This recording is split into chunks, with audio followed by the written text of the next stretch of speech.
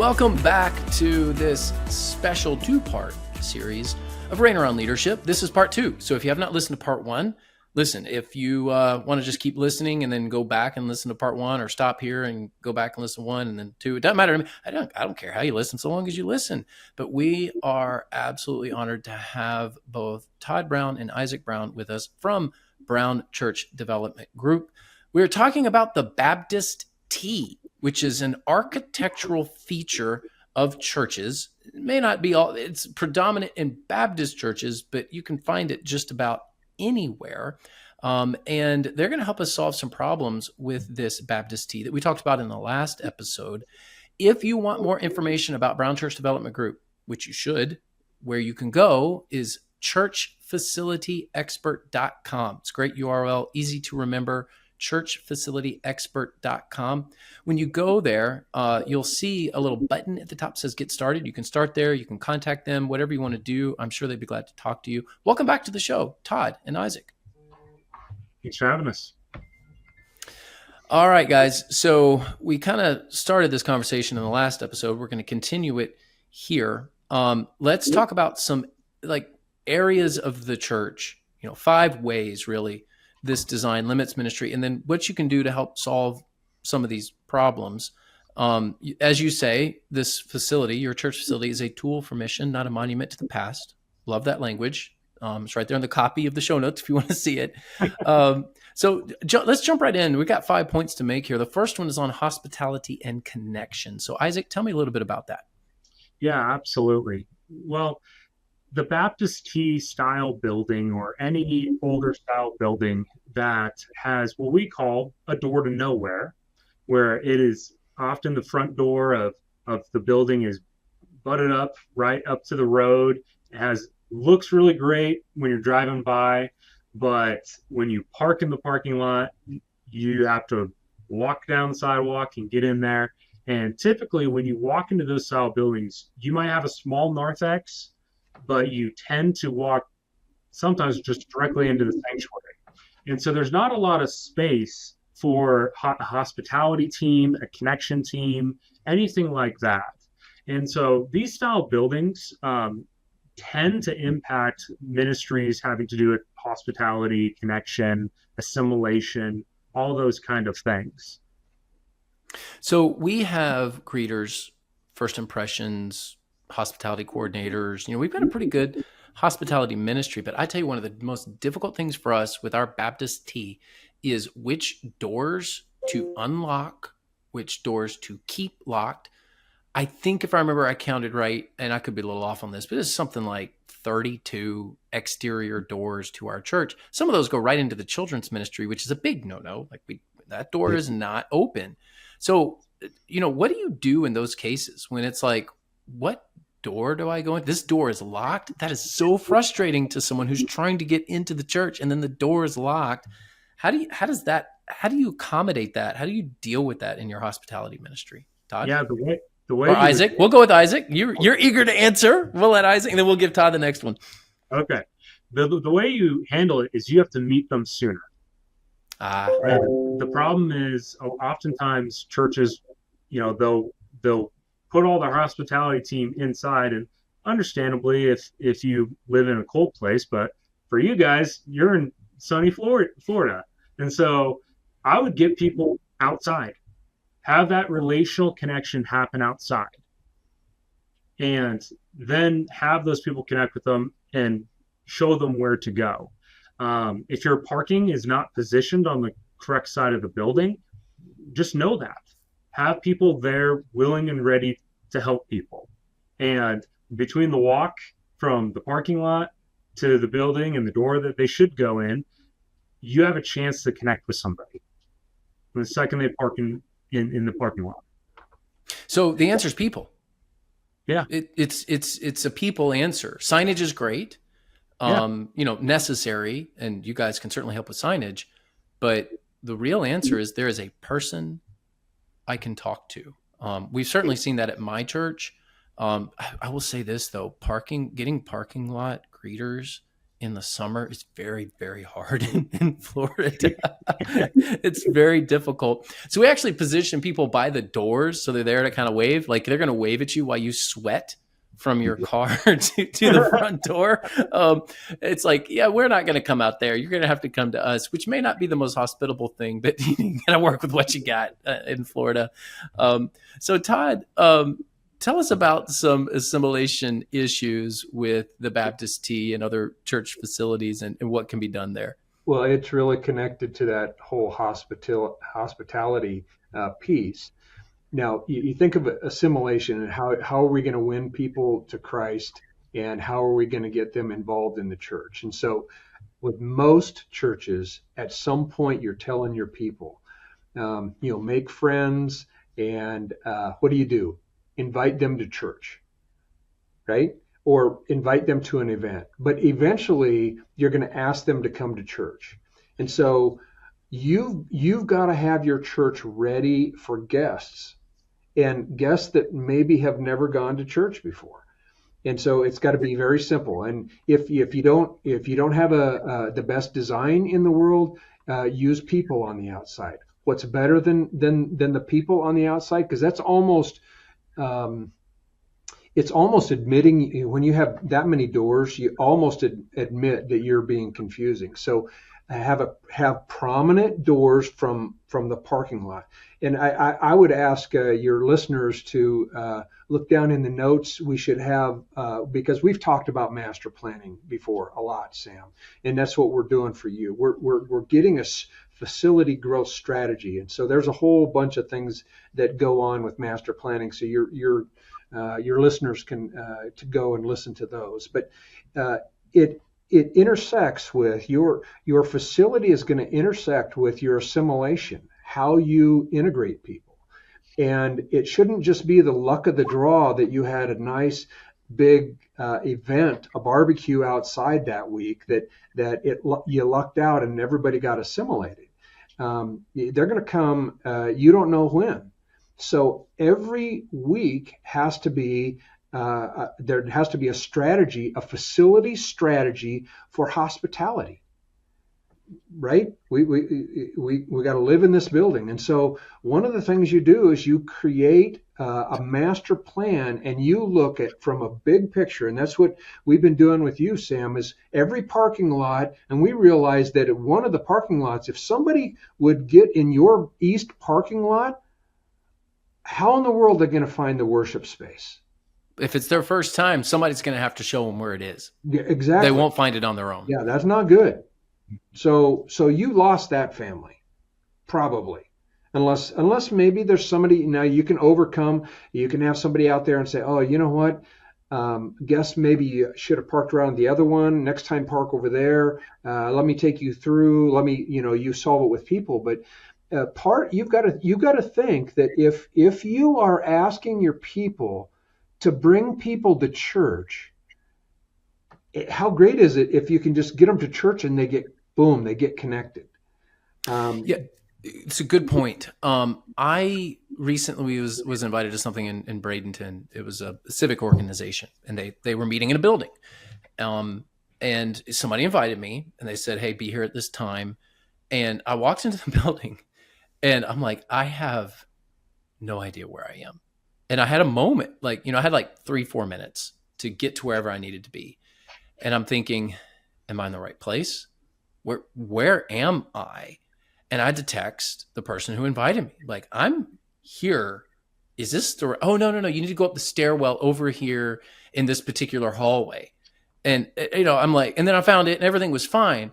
But I had that moment of not panic, but, because this is somebody I know, but just a moment of like, do I even really want to be here? Like I had that thought, it was something I wanted to go to, but the building alone, the navigation alone, the first time that I went there to somebody I knew, who I knew was in the room, wherever they were, I'm still having that thought. Do I really want to be here? That is not the reaction that you want with the people that you're trying to assimilate into your church. Yeah. Imagine yourself being a soccer mom with 3 kids. Yeah. and all of a sudden you're trying to navigate, an infant and a couple of kids that are running around, and you end up at the wrong spot, and it's an absolute nightmare.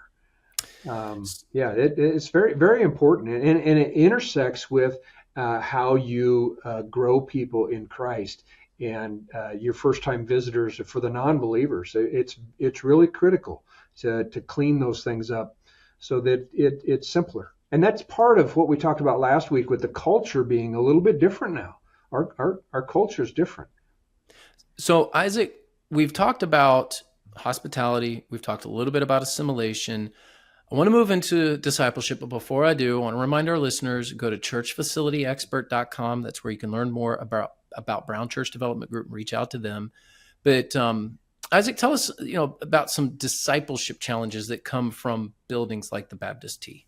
Yeah, a lot of these buildings have education space, but the education space was designed for a very particular use. In these buildings, you also have a lot of dedicated spaces. So the sanctuaries are true sanctuaries.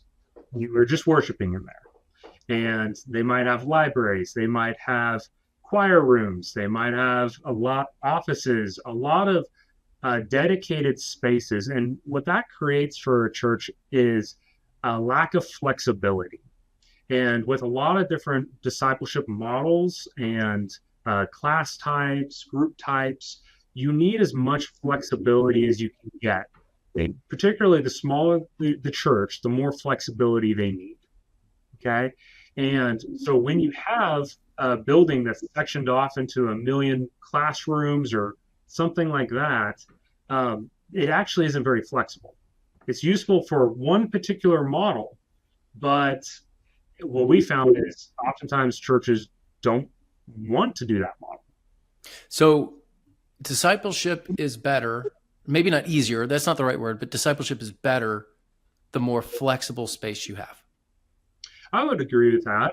I think the more different types of discipleship you can do in a church, whether it's in meeting in circles rather than rows, right? Or using a multi-purpose room, whatever it may be, the more flexible the space is, the better.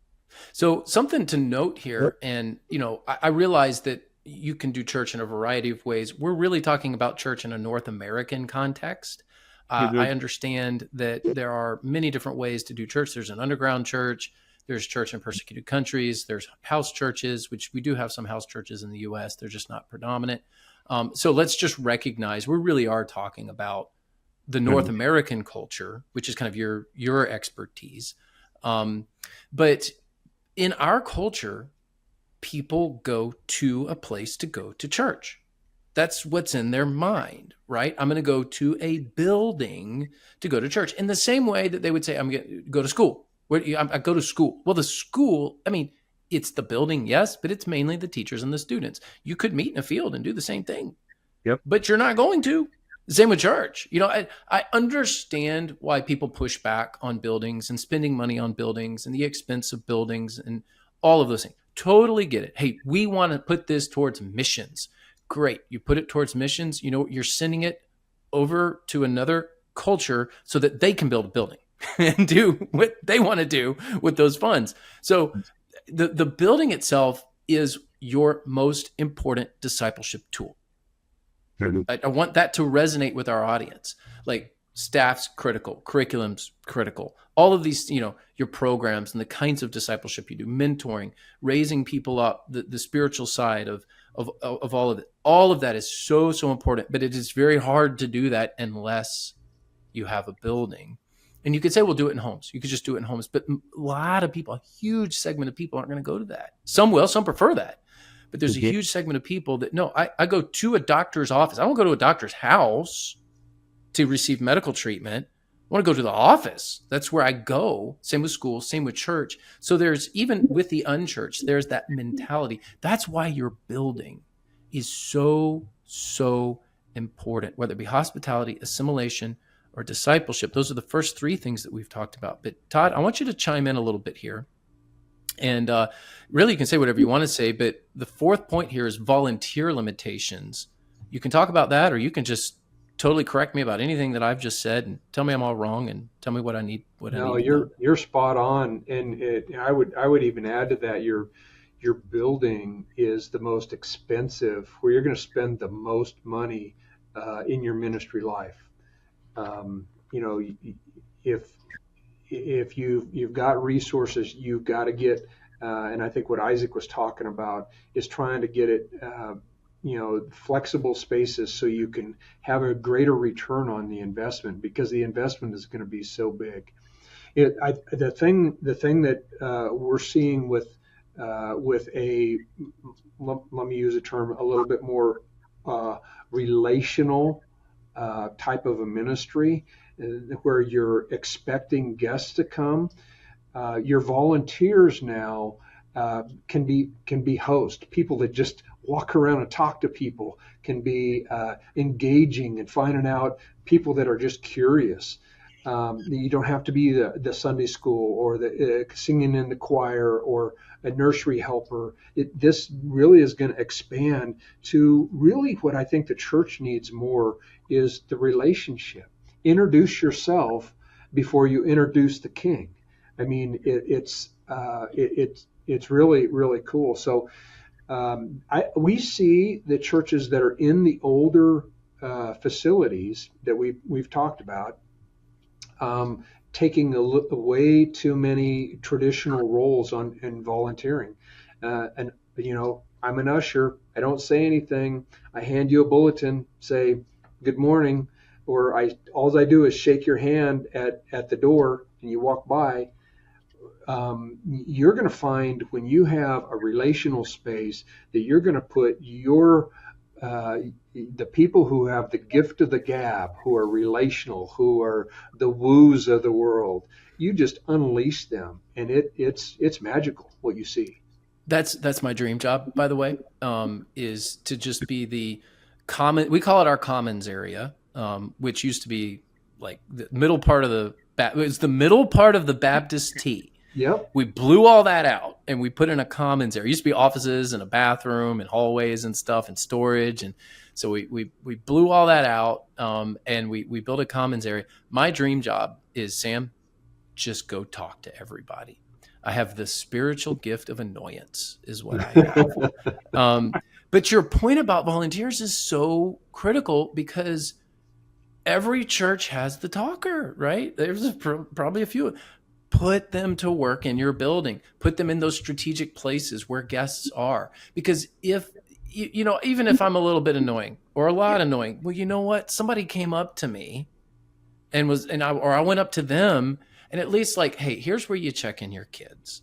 Here, actually, the worship space is over this way. The adult, your friend invited you. They're on the third floor. I know where that life group is.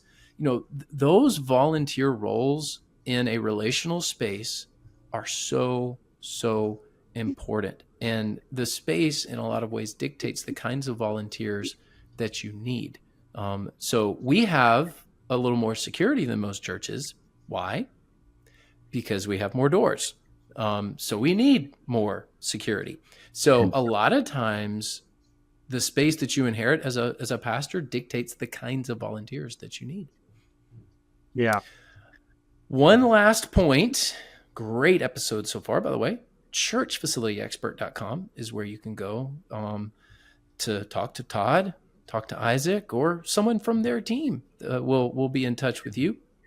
Would love for you to reach out to them. We talking about their facility expertise. Their master planning is amazing. That's what I'm doing with West Bradenton. I've hired them myself to walk me through the master planning process at West Bradenton. Even though we only have 4.5 acres and 62,000 square feet and limited parking, and you're like, what do you need a master plan for? You can't do anything more. Well, guess what? We were just talking before this started recording, and Todd's already got some great solutions. They're going to put a giant hallway right down the middle of our Baptist T, and it's going to be amazing. Actually, I don't know if that's for those church members who are listening that are from West Bradenton. I don't know if that's what's going to happen, but they've got some really unique solutions. So my point is, even if you're thinking, I've got limited space, I've got limited parking, I don't know that I can do anything. I bet their team can help you. So reach out to them at churchfacilityexpert.com. Last thing, let's talk about passivity, passive culture. Isaac, I think I know what you mean by this. So this is something you put in the notes. What are we talking about when we talk about passive culture? Yeah, when your building is created in such a way where it allows people to just come in, sit, consume, and immediately get out, you create a particular culture in your church. It's a particular culture of consumerism. And the trend that we see successful churches taking is trying to make their buildings, like Todd has said many times, as relational as possible, right? Where you come in, you're engaged, and you're invited to engage from the beginning. And you've got to try a little bit to leave. You can't just sit in the back pew, take 10 steps, and then get out the door and you're gone. So that's the benefit of our campus, is because you can't find your way around. It's a little hard. You can check out anytime you like, but you can never leave. Is that the saying? Is that what you're aiming for? There's a song that matches that. That might be a song that matches. Not a hymn either. And no, it's not. I would not recommend singing it in church. But there's a lot of other passive cultural implications that happen with your building. And to go back on volunteer limitations again, if your building is communicating that the only volunteer opportunities you have are either a singer, a teacher, or a diaper changer, right? If that's the only programs that are being communicated by your building, then you're probably not going to have great volunteer involvement. You just aren't. And when we talk with churches and we look at how many different volunteer opportunities they offer, a lot of them are struggling for volunteers. But when you actually look at the positions that need filled, there are not many. If you're not a teacher, or if you can't sing really well, or if you're not amazing with kids, it's hard to find a place for you. And a lot of those things come down to the lack of flexibility in their building to try new things and to launch new ministries and new volunteer opportunities. And slowly it will create this culture in your church of, they already have it handled. I'm just going to come, consume, and I'll get out. And I'll be the first one in the drive-thru for McDonald's. Beat the rush. Well, there you go. We have been blessed by Todd Brown, Isaac Brown of Brown Church Development Group. We're learning about the Baptist T. So this is a special 2-part episode. If you have not listened to the first episode, go back and give that a listen. Now that you know about it, you're probably on Google Maps or whatever, looking at your own church going, yep, there's some truth to this. There's the Baptist T. But we've got a link in the show notes so that you can reach out to them, whether you want master planning or any other thing. Go to churchfacilityexpert.com. Thank you both again for being on the show. Our pleasure. Thank you. All right, guys, we'll see you in the next episode. Give us a rate, a review, subscribe to the channel if you're listening on YouTube or watching on YouTube. You can actually do both. I don't know if you know the podcasting app, you can toggle back and forth between watch and listen. So like when I talk, everyone's like, I don't want to see him. And then Isaac talks, everyone's like, I want to see him. So anyway, most of you are tuning in via Apple, but some of you tune in via YouTube. So good for however you're listening. I don't care. So long as you listen, tune in. Thank you again. We'll see you in our next episode.